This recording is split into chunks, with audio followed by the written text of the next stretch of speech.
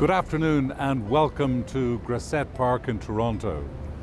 My name is Robert Kearns, and as chair and founder of the Canada-Ireland Foundation, it gives me great pleasure to welcome you to the virtual opening of Grasett Park in Toronto.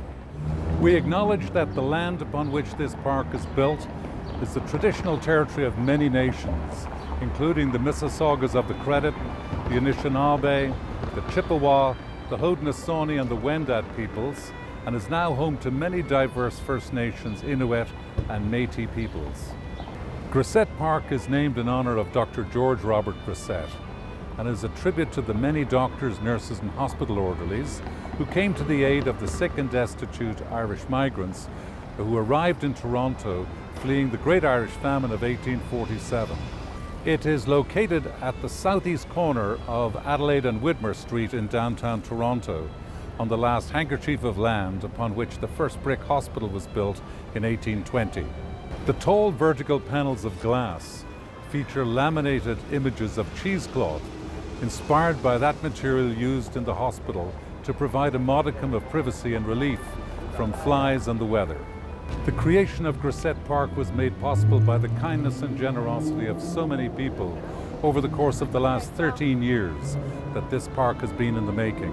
A full listing of all of those who contributed to the creation of this park can be found on the Canada-Ireland Foundation website.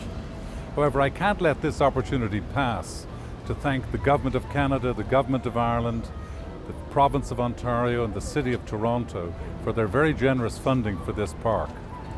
And in the case of the City of Toronto, for all of their logistical and other practical help and assistance in the creation of this park over the course of the last 13 years. I would also like to thank the board and staff of the Foundation, both past and present, for their years of service in helping to make this park a reality. In the video to follow, you'll hear from all of those involved in the creation of the park, in the design, the historical research, and the archaeology. You'll also hear from Dr. Natalie Woolpert on behalf of our healthcare workers of today, who are caring so heroically for their patients with COVID-19 in our hospitals in Canada and in Ireland, and indeed all around the world. Dr. Grasett's sacrifice of his life had been lost and forgotten in the mists of time. It is restored to memory today and forevermore. His dedication to service and caring for others is a gift to us today and an inspiration for us all for the future. As we open and dedicate this park today, on the 16th of July, 174 years after Dr. Grasett's demise, in the midst of another pandemic stretching around the world, we give thanks to Dr. Grasett, and we give thanks to all of those healthcare workers who work so hard to keep us safe during these very difficult times.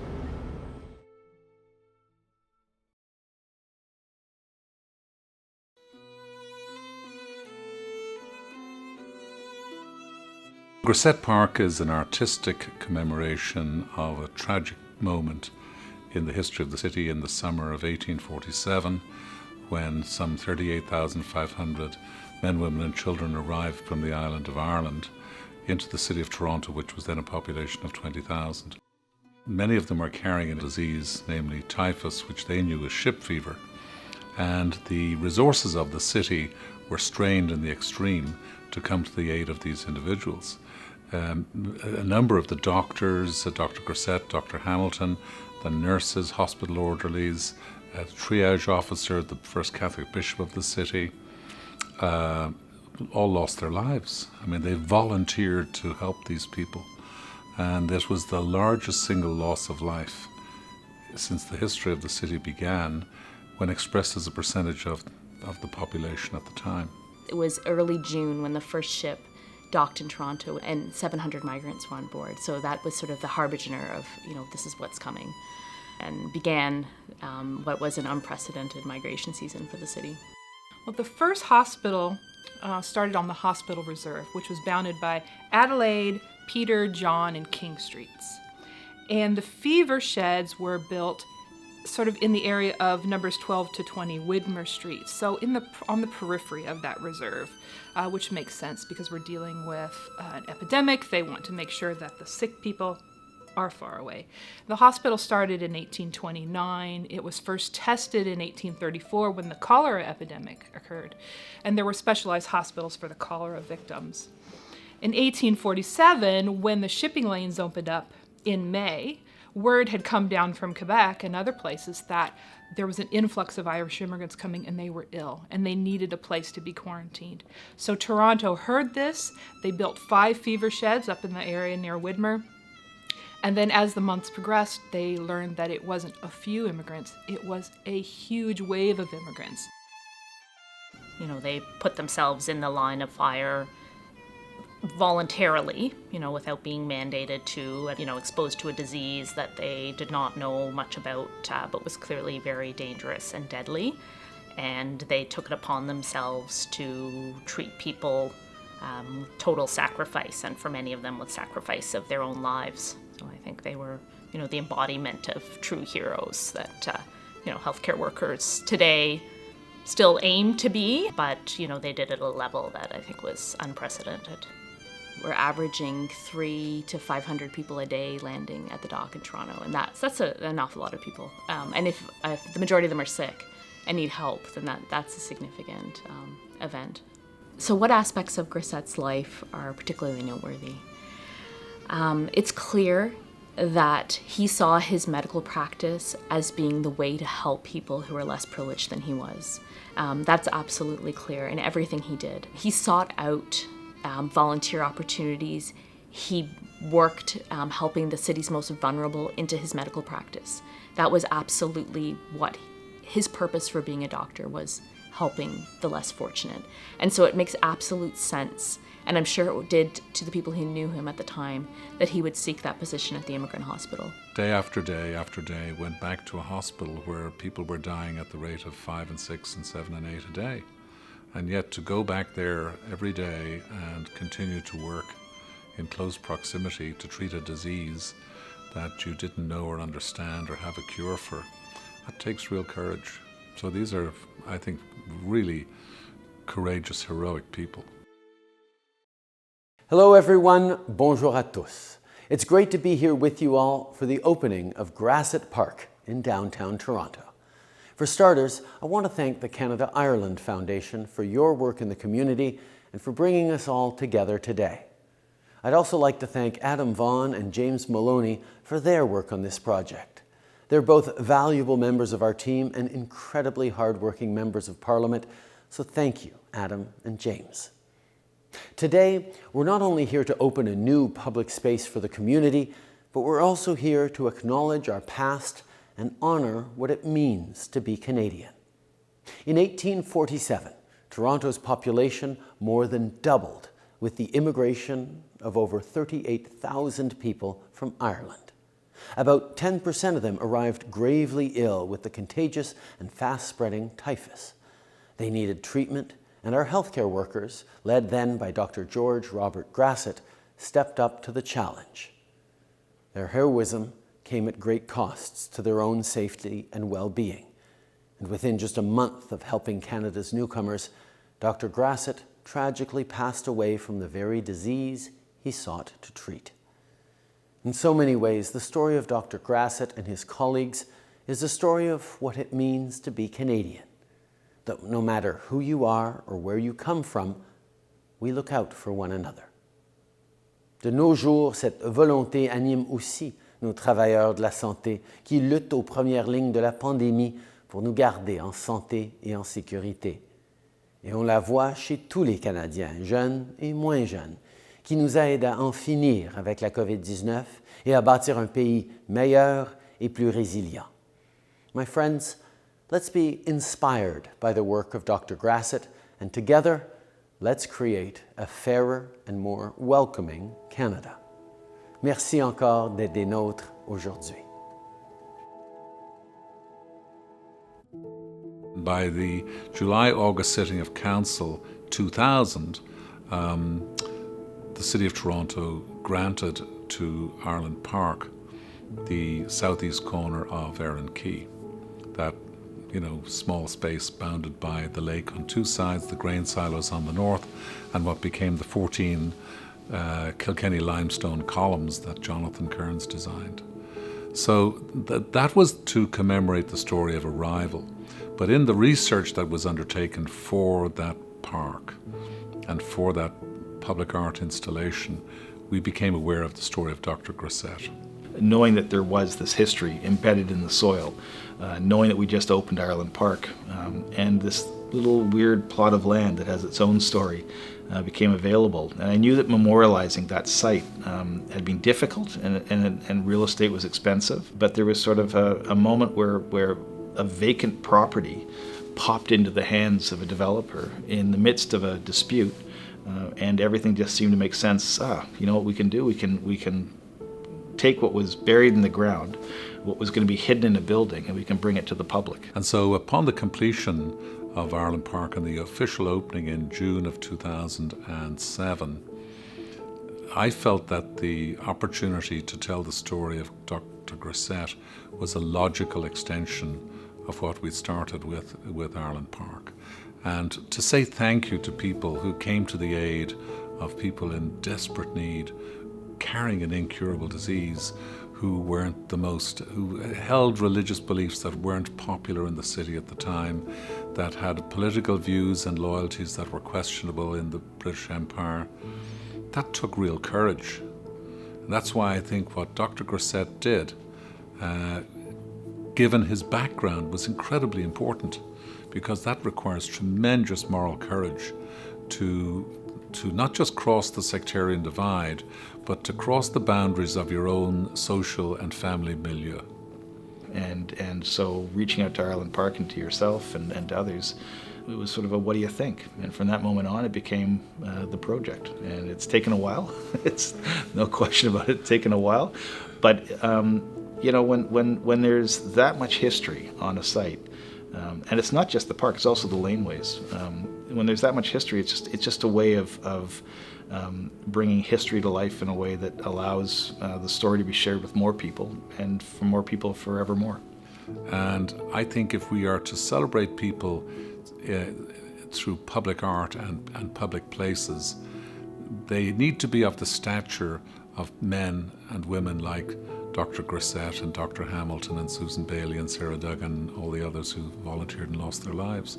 So from that then, the opportunity to have a place that would interpret this story and to tell the story of how those who survived contributed to this country, to this city, became increasingly important. These public spaces allow for people who are preoccupied with their lives of today and with the kind of, the issues of the day, to kind of slow down and kind of compare some of those things, or look at them in the context of previous events that were really, traumatic and important, that happened in the city, that made up the kind of history of the city. And so I think this park, Grasett Park, in concert with Ireland Park itself, start to kind of weave this story of the arrival of the Irish into the fabric of the city in an interesting way, in a meaningful way.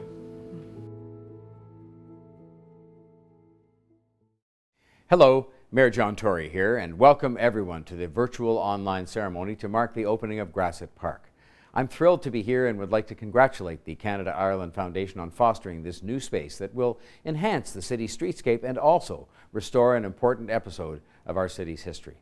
Grasett Park now sits on the historic site of Toronto's first purpose-built hospital, where the city fought its earliest medical challenges, including a cholera outbreak in the 1830s and the Typhus Epidemic of 1847, that not only afflicted many of the Irish migrants newly arriving in our city, but also took the lives of many who tried to help, including Dr. Grasett and some of his colleagues.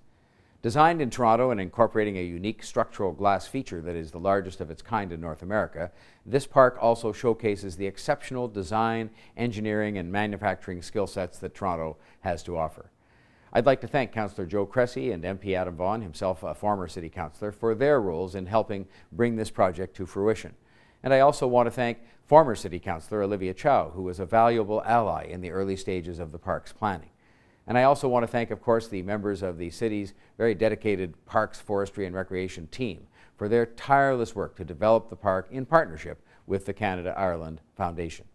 Today, we honor the past and present medical and healthcare personnel of the City of Toronto. As Toronto recovers from the current health crisis, this park will be a space for residents and visitors alike to relax, to contemplate, to learn about our history, and to be proud of the response that our city has galvanized to overcome the public health challenges we have faced, both yesterday and today. So please enjoy today's ceremony, and please enjoy this great new park. Thank you.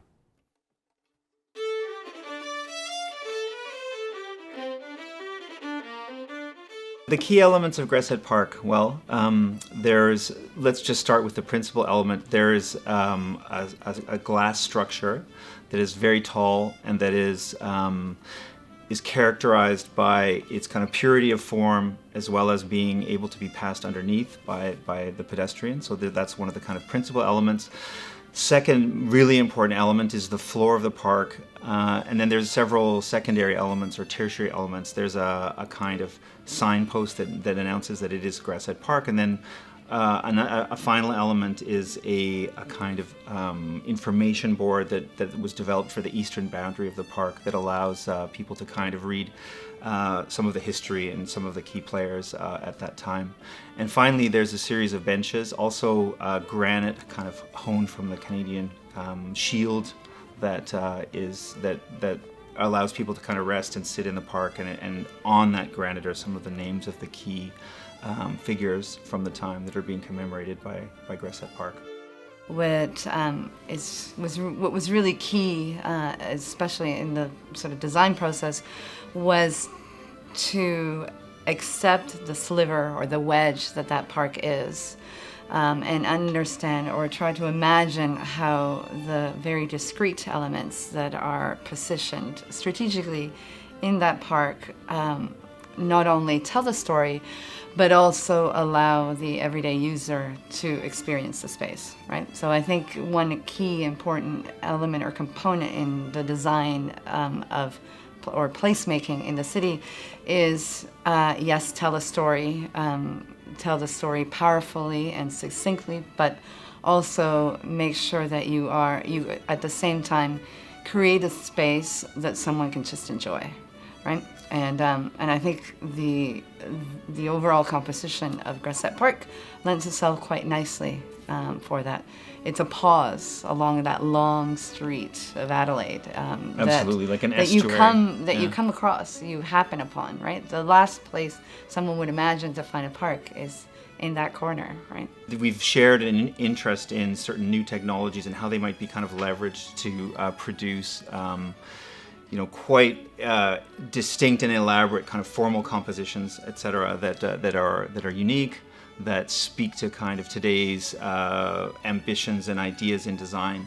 So on the one hand, there's a series of techniques that we use and have used in the office that we were able to use in this project that gave it, I think, a real a leg up in this way. And what we were able to do is work with physical models and prototypes in a very serious way. So we were working with scale models that were quite, I think, that allow us to see how the design is evolving in 3 dimensions physically, allow the client group and the various participants to really see what where we're arriving. And we're able to kind of measure or digitize these scale models with a level of precision that allowed us to bring them into the computer and then do various kinds of computer modeling on the project. The palette is actually very, very simple.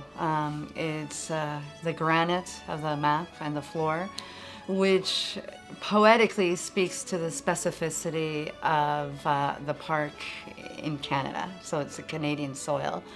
And the sharp contrast for me, which is very powerful, is the use of the glass and the imprinted glass, that cheesecloth, which harkens directly back to the story. But that glass it really is intended to represent the kind of ephemerality of that hospital that was needed to be sort of put in place to house the victims. And so I think that there's this really interesting, strong dialogue between the kind of permanence and solidity of the stone and the kind of, that ephemerality that the glass represents. Acharda Galéir, I am pleased to address you today for the opening of Grasett Park in Toronto. Ireland and Canada enjoy a strong and warm relationship, a relationship that has been energised over generations by the strength and depth of the people-to-people links at its heart. These links reach back into history, tracing the course of these stories of our two nations. Today we recall in particular how, during the period of the Great Irish Famine, on Gorta Moor, thousands of starving Irish emigrants were granted safe harbour in Toronto. Grasett Park is an evocative reminder of and tribute to that generosity of the people of Toronto. Through it, we honour Dr. Grasett and all those Canadian healthcare workers who died caring for Irish emigrants.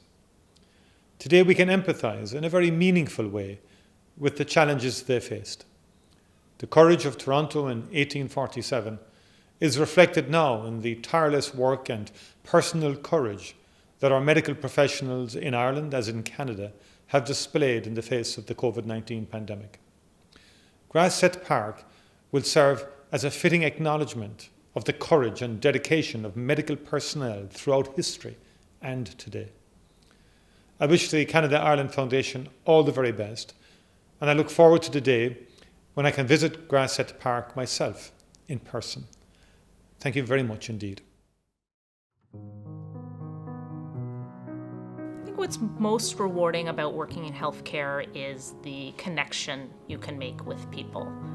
You have the opportunity to see people when they're in vulnerable states, when they're in pain, when they're concerned about their family members, and you have the opportunity not just to help them on a medical basis, but also to be there for them on a personal level and to connect with them. And you have the opportunity to connect with all different people of all ages and backgrounds and beliefs, people that you might not have the opportunity to encounter regularly. And it's a privilege to be able to meet people, and you meet them in a time when they're going through things and are vulnerable, and you're able to be there and connect with them. When you think about Grasett Park and you think about the transformation of downtown Toronto at the time into fever tents and hospital facilities, the staff who took care of new Canadians, new Torontonians arriving, Dr. Grasett, the nursing staff, they put their lives on the line. These were frontline heroes of a different era. Today in the midst of COVID, we talk about frontline heroes. Well, Dr. Grasett was perhaps one of Toronto's first medical frontline heroes, and we owe him a debt of gratitude, and we owe him this recognition. So it's hard to imagine what they were thinking at that time. It really seems a difficult thing to do and a real sacrifice. I think as healthcare workers, everybody feels an obligation to help people. That's part of our job. That's part of the oath that any physician and healthcare worker or anybody involved in the healthcare field takes. I think it's a challenge when you have to look at whether they're personal risks to yourself and your family, and I can only imagine it, but being in a lesser but similar scenario now with COVID, this is the first time I think myself and my colleagues have ever felt fearful for ourselves and for our family by doing the work that we do. But I think being a physician, being a healthcare worker, there's always that notion and feeling of wanting to help people and being responsible to help people. I think there were times in early COVID where we were very fearful. We really didn't understand how to protect ourselves, how to protect our patients, but we still had that sense of obligation and determination to continue because that was our job and we were responsible, particularly as emergency physicians, being the frontline people seeing patients with a new disease we didn't know about and didn't know how to treat and protect ourselves and our patients. But I think that underlying sense of obligation, we take from these historical figures who faced things that were much more difficult than we were exposed to. If we look back on the legacy of Dr. Grasett and also the healthcare response, in many ways it created the conditions that led to healthcare being seen as a right, not a privilege for a few. Dr. Grasett created the conditions that led to so many other heroes in our country, from Tommy Douglas to Norman Bethune and other medical professionals who not only put their lives on the line, but understood that everybody of every background deserves equal access to healthcare. It is something to be cherished and protected and improved. And that's part of the legacy of 1847, and it's an enduring legacy for our country. It's a pleasure to welcome everyone tuning in to the opening of Grasett Park. The COVID-19 pandemic has been one of the most difficult and unprecedented challenges in our lifetime. The opening of this park is an important opportunity to celebrate the commitment, dedication, and compassion of our healthcare workers, both past and present. It's also an opportunity to reflect and commemorate the sacrifice that Dr. Grasett and the other doctors, nurses, and caregivers who died caring for the recently landed Irish immigrants who fled the Great Famine in 1847. This is an incredible milestone, and I want to thank Rob and the team at Canada Ireland Foundation for doing such great work on this project. Thank you, and God bless. If someone arrived at Grasett Park today, I hope that what they would take away is an appreciation for the City of Toronto's unprecedented and remarkable response to a massive influx of incredibly vulnerable and incredibly needy newcomers. I really hope that they would understand the heroic and giving nature of all of the healthcare workers who were involved at this time and what they did to help the immigrants coming into this country. Those of us who have Irish heritage, I don't think we ever get told the whole story, because we tend to get told part of the story really well, but not the other part of the story. Grasett Park will be probably the most unique public memorial, artistically well-resolved public memorial in Canada to commemorate and celebrate the sacrifice of doctors, nurses, and hospital orderlies. And I think that's something we should all be very proud of. I have an 18-month-old son who certainly can't read and is only learning to talk now. But years from now, if he's walking down Adelaide and he's at the corner of Widmer and Adelaide and he sees Dr. Grasett Park, I hope that he'll reflect on how the meaning of that park lives on today. I'd like for them to walk away with an understanding of the complexity of Toronto's history. And it's not dark and it's not light. There are episodes of both. And here we have a story of suffering. We have a story of people being evicted from their homes and being sent to a new land. But we also there's light. There's a lot of light here. We have Dr. Grasett and his colleagues who gave their lives to help. We have charity. We have empathy. We see all the best of Toronto that happened in 1847 that continues to happen today. I'd hope that they'd realize that the City of Toronto absolutely responded by marshalling all its talents and all its resources to extend compassion and kindness to a group of people that hadn't received that thus far. It's where public health starts. It's where the government's decided that coming to the aid of those in need was not just something that charity should do. It's something that civil society should do and should be led by government. And it's the first time we see nurses and doctors and a sort of almost a public health approach to disease. The welcoming spirit that Dr. Grasett and so many others brought to that moment of time was not a one-off event or a one-off occasion. In fact, it helped create the conditions that allowed Toronto to continue and to strive to be a more welcoming and inclusive place for all time. So that is what I hope my son, when he learns the history of Dr. Grasett Park, will take from it.